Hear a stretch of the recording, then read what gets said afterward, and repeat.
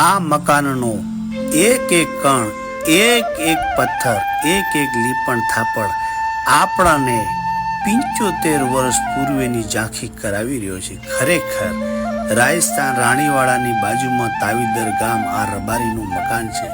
પણ અફસોસ કે આ મકાનની અંદર જે માણસોએ જિંદગી જીવી સુખી એવી જિંદગી કદાચ અત્યારે કરોડોપતિ માણસ ન જીવી શકે.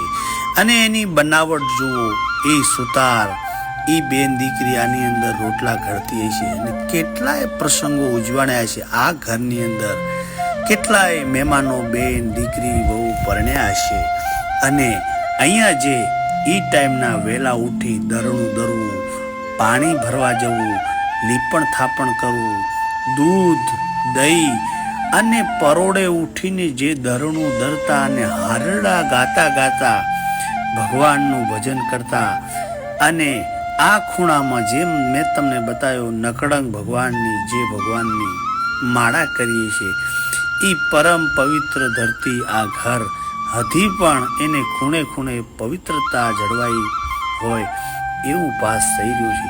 આ નિરખીને એટલા માટે હું તમને વારે ઘડીએ બતાવું છું કે આવું નિર્માણ ક્યારેય કોઈ દી પણ નથી થવાનું. કેમ કે આની અંદર આપણા ભારતના, ગુજરાતના, રાજસ્થાનના એક એક મીટીના કણકણમાં આપણો ભારતનો અમર ઇતિહાસ, આપણા સંસ્કારો છુપાયેલા પડ્યા છે.